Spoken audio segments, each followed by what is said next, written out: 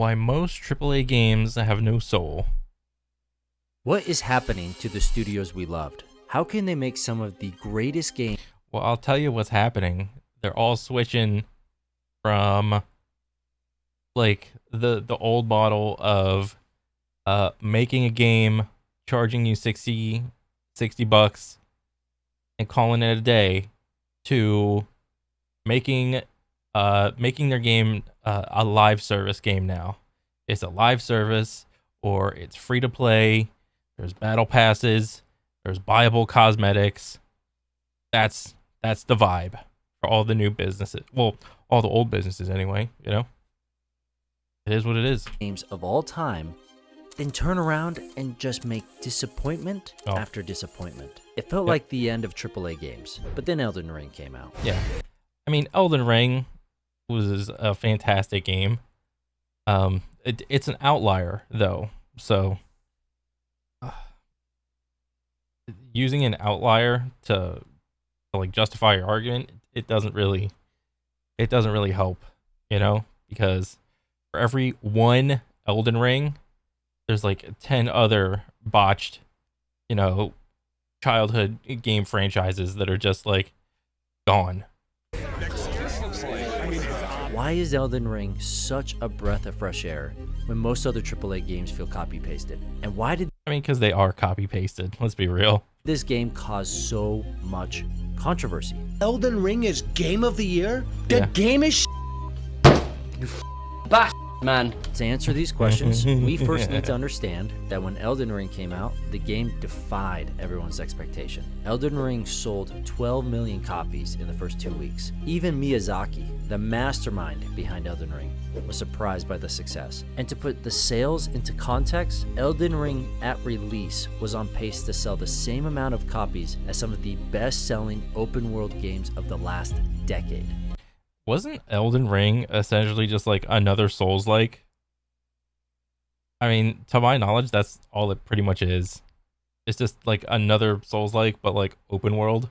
So you got like a little bit of like Zelda type in there. It's like a super adult version of like a open world Zelda game. GTA 5, Skyrim, and Breath of the Wild. Yeah. I mean, if you really think about it, Elden Ring should not have been performing as well as these. Wait, did Elden Ring make profit? In its latest financial earnings report from software's parent company, Kadokawa, announced a 1,100% increase in profit with its gaming division, thanks to Elden Ring's success. The company also announced an improvement of 255% in net sales for the fiscal year as well, and rightfully so. You know, that's what happens when you make a good ass game and you put your heart and soul into it, you know? Other games. Don't get me wrong, Elden Ring is an incredible game, but most FromSoft games are pretty niche and usually Yeah. target a more hardcore and advanced player Yeah. base. By nature, FromSoft games shouldn't sell as much as Zelda or GTA, but this time, Elden Ring did. Why? What was different about Elden Ring, and what set it apart from other FromSoft games? The answer? Nothing really. Yes, Elden Ring was open world, so unlike other Souls games, you could avoid certain bosses and areas. Yes, the lore was some of the best I'd ever seen in a game. The Dang. world was so immersive that I don't think I could ever find everything in the mysterious world of the lands between. Seriously, Elden Ring is a masterpiece. Go play this game. But I would argue that almost every FromSoft game is a masterpiece too. And just like the other Souls games, Elden Ring still targets a hardcore player base, and the Yeah. gameplay is still punishing as hell. So why then is Elden Ring capturing a much larger chunk of the gaming market? There is a huge I mean, if anything, if I were to just take a flat out guess on why Elden Ring popped off as much as it did, given the history of like From Software games and its ability to cater towards like a hardcore audience, I think with Elden Ring, and I'm just guessing, they probably just ease back the difficulty, or you know, and isn't it like for the consensus of like the community, like if you play with summons, you can pretty much beat most bosses like way easier, and if you don't play with summons, then the game is, you know, like on regular, you know, with summons the game is on easy, no summons regular, more or less. demand for high-quality AAA games, and not much of a supply. I mean, Also, weren't there like a lot of quality of life things in Elden Ring? Like the map, the mount. Weren't there like markers and like a compass? I don't really remember. I didn't play Elden Ring. I heard nothing but good things though. I do want to play it eventually. imagine you're at a restaurant and you have a hankering for some steak, but they're out of stock. All they have left is some burnt scraps of cooked steak they can shovel onto a plate, or you can get a delicious honey-baked ham with a sweet honey drizzle. So although you wanted a steak, you choose the honey-baked ham because the steak scraps just aren't edible. This is the AAA game market we are in right now. Millions of gamers looking at... Yeah, the AAA developers are the steaks that are fucking cooked because it's like the developers just left it in the oven wrong, like way too long. It's like, let him cook. But it's like, it's fucking burnt now, dude. The steak is burnt. I don't want steak anymore. That hankering is done with. It's out of the way. Give me some honey baked ham, all right? Give me all the honey, all the brown sugar, all the diabetes. Give me the honey baked ham. At the piss poor options, praying to Gabe, the god of Steam, to give them anything fun and exciting. It doesn't matter what genre, as long as it's good. Just give us something edible and satisfying. So when Elden Ring came out and the world saw how amazing this game was, people who were originally intimidated by Souls games looked at Elden Ring and said, screw it, let's try it out. I got nothing else to play. So like the guy choosing the ham. So it was a timing thing as well. Like, it was like a diamond in the muck that is the gaming industry. And it was just, like the gameplay was good and it was a well-designed game, but it was also timing. It was very good timing. Over the burnt steak, I would argue that Elden Ring's meteoric success is not only a byproduct of how good the game is, but because there's such a small supply of good AAA titles right now. Elden Ring really is... Well, the reason there's like only a small supply of like a seemingly small supply of AAA games is because the games that are live service, it's like the companies, like your childhood favorite companies, they're going all in on these live service games. And when you try to like determine whether or not you're going to play a game, like yes or no, it's like, okay, am I going to play Call of Duty? No. Okay. Then that's you move that shit out of your mind and you're not even thinking about it. Meanwhile, they're probably putting in like, I don't know how much effort or whatever, but it's gone. It's out of your mind. You're not worried about it anymore. So I think there's a word for that. I don't know. It's not like there's no games. It's just the games that are there, you don't want to play. Is the best option on the menu. However, like every industry, there will be people who hate or love something purely because of its popularity. And man, do we have a few in the gaming industry. But what's surprising this time, many of the people who hate Elden Ring are developers at other studios, infuriated by Elden Ring's success. Same developer who said, Elden Ring's UX is so bad that I can only imagine FromSoft's devs smoking at their desks and using CRT monitors. I guess these developers felt that the game violated certain tenets of game development, and by violating these rules of development... What fucking game tenants, dude? Like, this is like the bubble that they live in. With however they learn to make games. I think Devin Nash said this one time about like content quality. It's not up to a single person to determine whether or not content is good or bad. It's up to the masses of people that determine what content is good or bad. And I think the same can be said for like these developers, If they want to like make fun of Elden Ring for whatever reason, because it went against like whatever they were like getting taught, like that players want,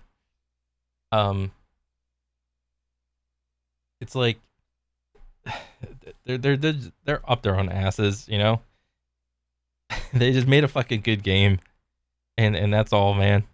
Elden Ring didn't deserve its success. Why would these devs be so angry about Elden Ring's success? Who cares if Elden Ring didn't follow the rules of game development? It's not like Elden Ring's success affects them. Well, mostly. I can see why developers at Guerrilla Games were upset. Elden Ring released only 1 week after Horizon Forbidden West, so you could say that Elden Ring overshadowed the hype around Horizon. So Horizon possibly didn't perform as expected. The reason is petty, and in no way Elden Ring's fault, but at least I can see where the Guerrilla devs' frustration comes from. But why were Ubisoft devs so upset? None of their sales were affected by the release of Elden Ring. Now, remember, these were only a few people and not the whole studio who were angry at Elden Ring. However, the response from gamers to not only these devs, but Ubisoft as a whole showed us something really interesting. Gamers are tired of playing the same thing. We are tired of the formulaic nature of Ubisoft and most other AAA games. Ooh, he using Assassin's Creed as the backdrop gameplay. I liked Assassin's Creed for the first couple games, and the progression of the game did get better and better. What was it, Odyssey, and like I loved Black Flag, I loved Odyssey. There was like another one. Was it like the Egypt one? Maybe that was Odyssey. And then there was like the Spartan one or whatever. But like the gameplay has gotten better, but for the most part, it is like a copy paste type game. And I can understand if you get tired of like the later Assassin's Creeds versus like when it first came out. That's a fair statement. Sure, yeah. It has a satisfying shooter-looter game loop, the graphics are great, the mechanics are well-tuned and executed, and the story's acceptable. Yeah. Yeah, it's exactly the same as all other Ubisoft games. Yeah, this is pretty true.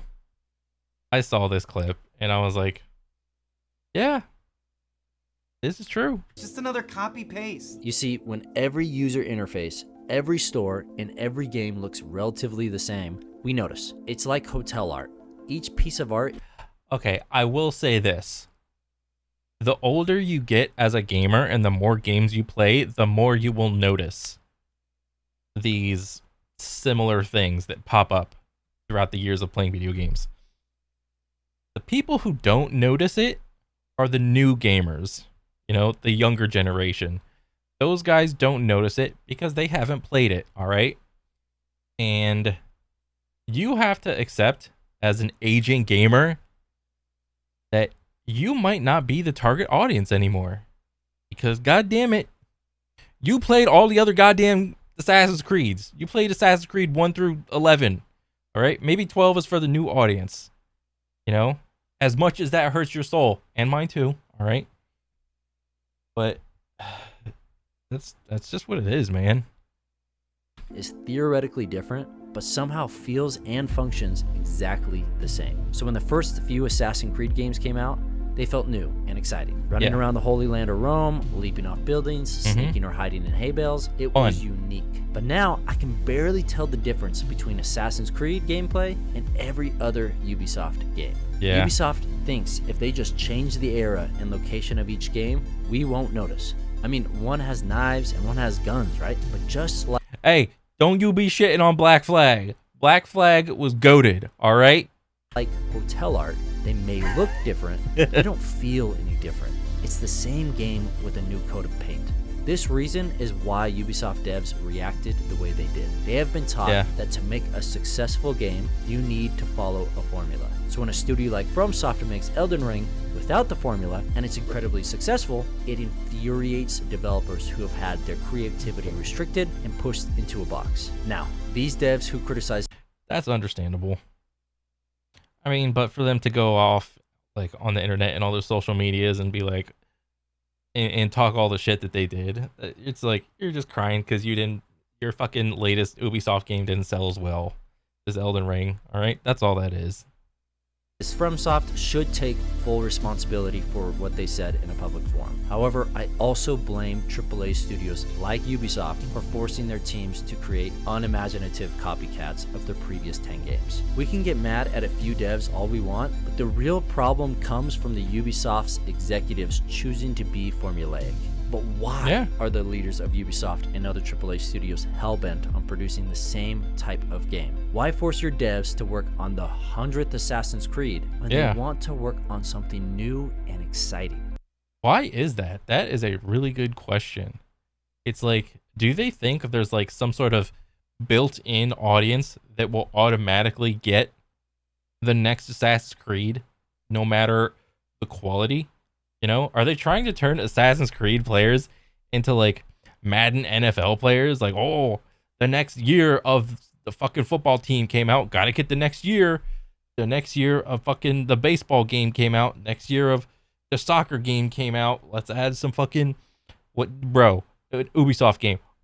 Like, what if for, you know, like in FIFA, how they got like the fantasy team and like they got the card packs and shit?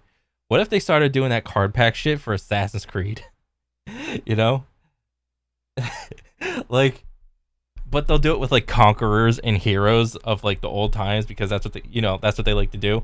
It's like you get like a booster pack of like Egyptian pharaohs and like generals and then like lieutenants and captains. It's like, oh dang, I didn't get the fucking pharaoh. I didn't get the general guy to make my fantasy Assassin's Creed team or whatever for whatever era. Oh my god. The answer? Stability and money. This may be obvious to everyone, but milking an IP over and over again is the easiest way to make money as an entertainment company. It's the reason why we've had a new Call of Duty 19 years in a row, and also why 2022's top 20 best-selling games are all existing IP or sequels, except for Elden Ring. Seriously, look at this. Elden Ring is the only game on here that is a new IP. What's even more crazy about this list is that 2 of the top 20 games were Call of Duty games. Yeah, that's weird. And 3 of them were sports sequels, which are notorious for being the exact same as their predecessor. Yep. We can complain about these games being soulless copycats all we want, but we're the ones buying these soulless games. But we're the ones motherfucking still buying them year after year.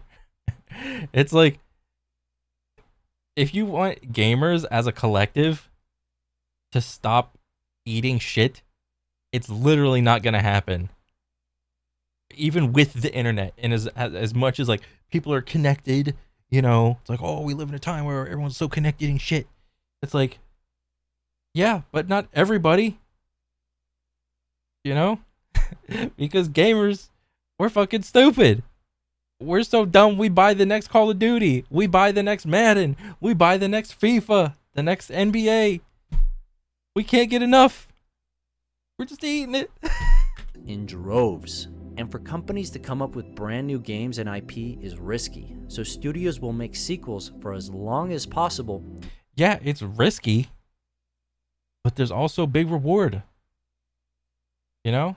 And it's like, if you're gonna be like a studio and you never take a risk with like something new, it's like you're just gonna coast because like that's the right business move.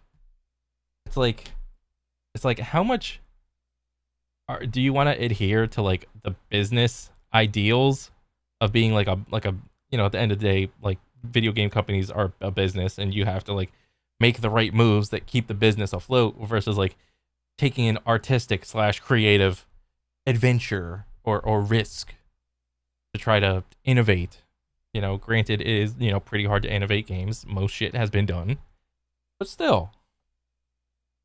If we keep buying them, so I don't ever see studios not making sequels when we buy them year after year. Yeah. That said, there is a negative effect on your brand when you don't release something new or innovative. Think about it. What is one of your favorite games? Remember when that game was released and how you felt about the developer of that game. Yeah. Pretty good, right? Pretty fucking good, man. I was super stoked, super excited. Then think about that specific developer's most recent games. How do those new games compare with your favorite game? And how do you feel? They're the same. But the excitement isn't there because it's the same. I already experienced the thing. About that developer now? Probably not great. For me, it was Blizzard and Warcraft 3. This game made Blizzard my favorite developer, and I wouldn't allow a bad word to be said about them. But now, Blizzard has released cash grab after cash grab, not to mention everything else they have done. And I can't help but look at Blizzard with disappointment. A bad game happens sometimes, but Blizzard hasn't made a good game since 2016 with Overwatch. Yeah, and even then, you know, with it, the news just coming out, they're no longer supporting the PvE of Overwatch 2, aka Overwatch 1.1. So even Overwatch is an overall L right now. Not to mention they somehow butchered Warcraft 3 with the release of Reforged. I just can't imagine defending Blizzard anymore. The Blizzard brand has fallen from one of the greatest video game developers to a company that is compared to EA. But as we saw with Blizzard in the beginning, the opposite occurs when you release something new that just blows people away like Elden Ring. Gamers will have your back, even if the game isn't perfect. I mean, look at one of the biggest controversies on YouTube, featuring Yacht Man and Quantum TV. That was a great era. Oh my god, I watched every video. That was so juicy, so entertaining. I mean, you know, obviously not for, you know, the people involved or whatever. It was probably fucking annoying as shit. But like, as an outsider watching the drama, oh my god. All over a bad Elden Ring review. I made a video saying like Elden Ring sucks or something, and he hates everyone that plays Elden Ring. So Ackman made a video about like the worst take in Elden Ring. The drama from these Elden Ring videos escalated to way more controversial stuff, like bigotry, copyright, demonetization, and the Ackman trending as the #1 story on Twitter. But all this stemmed from arguments about Elden Ring. Why? Because FromSoft had gained some huge brownie points for releasing pure art. And like any extravagant piece of art, people will have visceral reactions, both positive and negative, which is also why people get so angry when you change the story and lore of video games with TV shows like Halo. Oh my god, don't even get me started, dude. I am so heartbroken over that fucking Halo bullshit, over that Witcher bullshit. I haven't even played any of the Witcher games, but I am understanding of Henry Cavill's you know, love for the Witcher series, and for him to watch what the writers did to that IP. Oh my god, that is fucking bullshit, dude. Absolutely bullshit. Or The Witcher. I mean, Witcher 3 was a beloved game and a piece of art to so many people, not to mention the comics. So when you mess up the story and lore in the show, the community isn't toxic when they react negatively. They are passionately asking for you to respect that piece of art as they do. Because it was the original story that made it good in the first place. If it was anything else, we would have had a different opinion on it. Now, all this said, I don't just want to bash on AAA studios and walk away. True constructive criticism should have ideas for improvement, not just ranting. So if I had the opportunity to consult a AAA studio, I would suggest the Pareto principle to be applied company-wide. This principle, also known as the 80-20 rule, is the observation that roughly 80% of consequences come from 20% of causes. One company effectively applying this technique is Google. During my time at Google, I saw how they allowed their employees to spend 20% of their time working on something the individual thought would most benefit the company. Both Gmail and AdSense came from this practice, and the former made Google more than $54 billion just in 2022. A more applicable example is Fortnite. The original Fortnite concept was developed from an internal game jam put on by Epic Games. Although they don't strictly follow the 80-20 rule, a game jam is just one example of its application. Yeah, wasn't Fortnite originally like some sort of like tower defense bullshit where you could like just build stuff and like set up turrets and shit, and then it was like a wave defense thing? That's what it originally was, and it was like dog shit. Nobody played it, but then here they coming out with a BR, and it starts popping off. Letting your team take time to work on new and innovative ideas. Just pure creativity with no deadlines. And creativity is the key to a company's longevity. You need to constantly innovate to stay alive, and it's what the AAA industry desperately needs right now. So how can we get more games like Elden Ring? AAA studios need to allocate 20% of all their resources to working on new and innovative games. No deadlines, no parameters, just pure creativity. I'm down with that. That sounds good to me.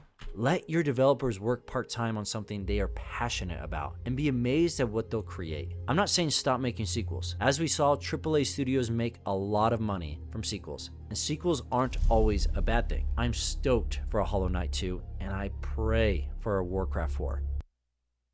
So, like, do you think there's like a hard cutoff for like sequels, like the amount of sequels to like tell a story? You know? Like you never can go wrong with like the good old trilogy, 1, 2, and 3. I mean, a lot of games go past 3 nowadays, but like, are they that much better? Are they that much different? I don't know.